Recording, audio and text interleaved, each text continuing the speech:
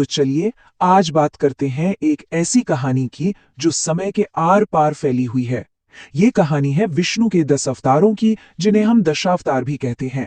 ये एक ऐसा सफर है जो हमें ब्रह्मांड की शुरुआत से लेकर भविष्य के उस अवतार तक ले जाएगा जिसका हम सब इंतजार कर रहे हैं, कल की। लेकिन इस पूरी कहानी के दिल में एक बहुत बड़ा सवाल है। वो युग जिसमें हम आज जी रहे हैं, यानी कलयुग, इसका अंत आखिर करेगा कौन? और यही सवाल हमें सीधे ले जाता है विष्णु के आखिरी अवतार तक। अब इस सवाल का जवाब ढूंढने के लिए हमें पहले हिंदू माइथोलॉजी में समय के विशाल चक्र को समझना होगा।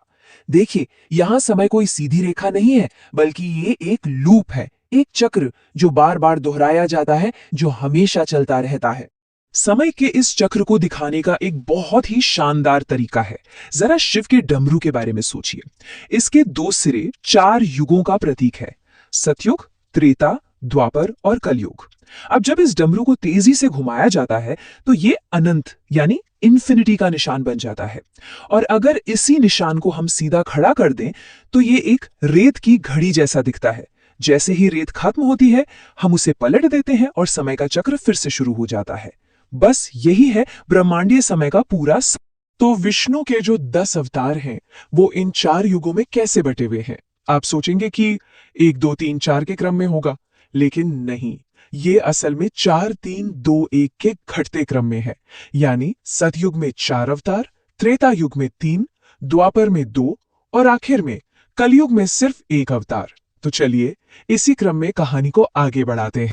तो शुरुआत करते हैं सतयुग से, जिसे सत्य का युग भी कहा जाता है।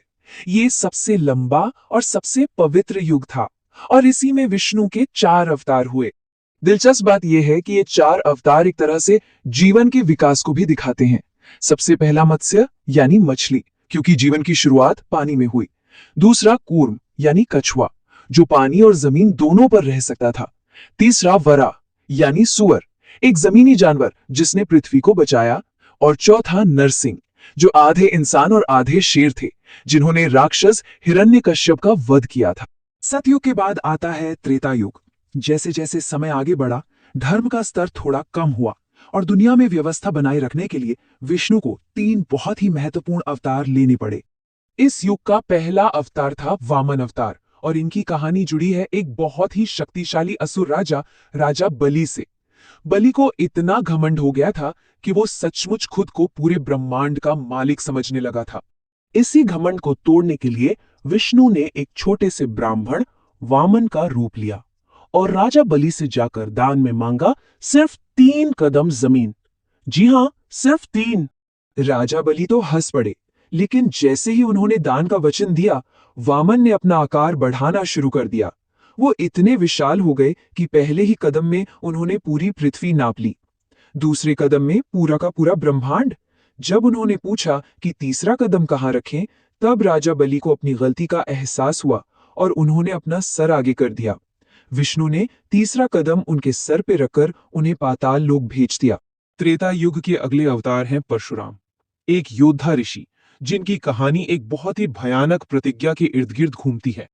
हुआ ये कि जब परशुराम के पिता जमदग्नि की हत्या कर दी गई, तो उनकी मां अपने पति के शव के पास बैठकर 21 बार अपनी छाती पीट पीट कर रोई और ये संख्या 21 परशुराम के जीवन का मकसद बन गई। अपनी मां का ये दुख देखकर परशुराम ने ये भीषण प्रतिज्ञा ली। उन्होंने प्रण लिया कि वो इस धरती से क्षत्रियों का 21 बार संहार करेंगे, ताकि उनकी मां के हर एक आंसू का बदला पूरा हो सके। और त्रेता युग के आखिरी और सबसे प्रसिद्ध अवतार थे मर्यादा पुरुषोत्तम राम। वो धर्म, कर्तव्य और एक आदर्श राजा के प्रतीक हैं, जिनकी कहानी महाकाव्य रामायण में हमेशा के लिए अमर हो गई। अब हम तीसरे युग में कदम रखते हैं, द्वापर युग में। इस युग में विष्णु के 2 सबसे प्रभावशाली अवतार हुए।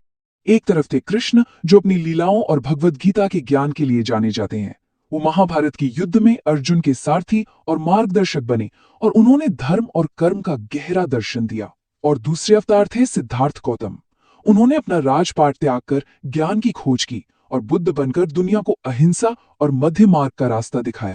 लेकिन कहानी अभी खत्म नहीं हुई है। कुछ ऐसे किरदार हैं जो युगों से जीवित हैं और एक बहुत ही खास मकसद के लिए इंतजार कर रहे हैं। पौराणिक कथाओं के अनुसार 7 ऐसे महामानव हैं जिन्हें अमरता का वरदान मिला हुआ है। इन्हें सप्त चिरंजीवी कहा जाता है। ये 7 चिरंजीवी हैं: अश्वत्थामा, राजा बलि, वेदव्यास, हनुमान, विभीषण, कृपाचार्य और परशुराम। गौर कीजिए, इस लिस्ट में राजा बलि और परशुराम भी शामिल हैं, जिनकी कहानियां हम अभी अभी सुन चुके हैं। तो सवाल ये है कि ये अमर क्यों हैं? इनका मकसद क्या है? माना जाता है कि ये सभी आखिरी अवतार यानी कल्कि की मदद करने के लिए जीवित हैं, जब वो कलयुग के सबसे बड़े राक्षस कली से युद्ध करेंगे। और इसी के साथ हम घूमकर वापस अपने शुरुआती सवाल पर आ गए हैं। कलयुग के अंत में जब अधर्म अपनी चरम सीमा पर होगा, तब 10वें और आखिरी अवतार का आगमन होगा, कल्कि। भविष्यवाणियों के मुताबिक कल्कि का जन्म शंभल नाम के गांव में विष्णु, व्यास और सुमति के घर होगा। और उनके गुरु कोई और नहीं बल्कि चिरंजीवी परशुराम होंगे। वो देवदत्त नाम के घोड़े पर सवार होकर कली नाम के राक्षस का सामना करेंगे और उनकी पत्नी होंगी पद्मावती, जो स्वयं लक्ष्मी का अवतार होंगी। यहाँ परशुराम की भूमिका पर ध्यान देना बहुत जरूरी है। वो सिर्फ एक अवतार ही नहीं बल्कि एक महागुरु भी है, जिन्होंने भीष्म, द्रोणाचार्य और कर्ण जैसे महान योद्धाओं को ट्रेनिंग दी। और भविष्य में वो कल्कि के भी गुरु बनेंगे। वो अलग अलग युगों को जोड़ने वाली एक बहुत ही महत्वपूर्ण कड़ी है। तो आखिर में सवाल वही है, जब कल्कि अधर्म का नाश कर देंगे तो क्या ये समय के चक्र को पूरा करेगा? क्या उनके आने के साथ ही एक नए स्वर्ण युग, एक नए सतयुग की शुरुआत होगी? शायद ब्रह्मांड की वो रेत घड़ी एक बार फिर पलटने का ही इंतजार कर रही है।